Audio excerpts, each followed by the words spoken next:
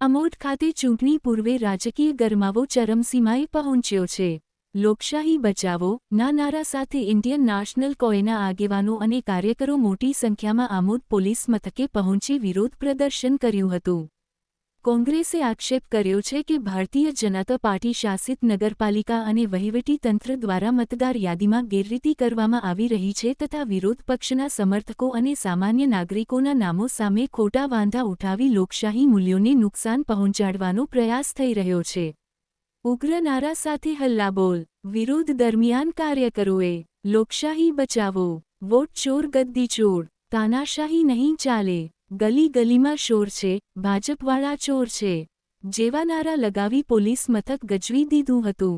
200ની વધુ ફરિયાદો સોંપાઈ. પક્ષ દ્વારા અંદાજે 200 જેટલી લેખિત વાંધા અરજીઓ અને ફરિયાદો પોલીસ ઇન્સ્પેક્ટરને સુપ્રત કરવામાં આવી હતી.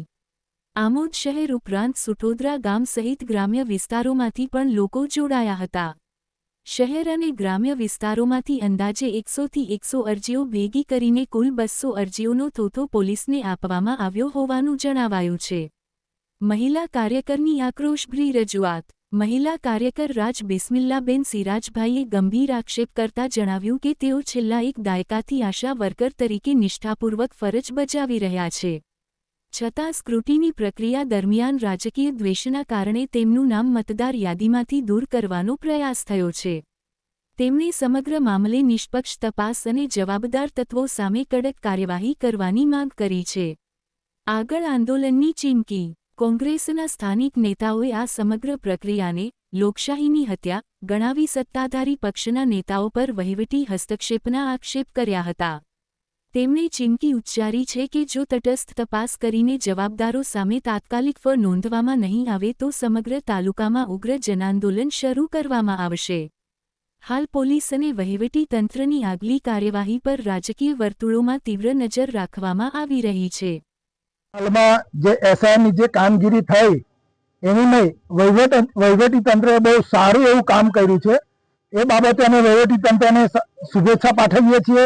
બીજું દુઃખની વાત એ છે કે શહેરની કામગીરી દરમિયાન જે ખોટા વાંધા ઉઠાવનારની સામે જે લોકો છે તે અત્યારે આમોદ શહેરના નગરપાલિકાના પ્રમુખ, માજી પ્રમુખ અને શહેર પ્રમુખ એ જાતે લોકશાહીની હત્યા કરવા બેઠા છે અને ખોટી રીતે લોકોની સામે વાંધો ઉઠાવવામાં આવે છે. તેમજ આમોદ તાલુકામાં સુઠોદરા ગામે જે લોકોએ વાંધો ઉઠાવ્યો છે એમની સામે આજ રોજ અમે પોલીસ સ્ટેશનમાં એફઆઈઆર કરવા માટે અહીંયા હાજર થયા હતા અને એફઆઈઆરની અરજીની કોપી અમે સુપરત કરી છે પીઆઈ સાહેબને. અને અમારી માંગ એટલી જ છે કે આની સામે કડકમાં કડક પગલાં ભરાય અને જેલના હવાલે થાય એવી અમારી કોંગ્રેસ પક્ષની માંગ છે. અને આ તો એક લોકશાહીનું હનન છે.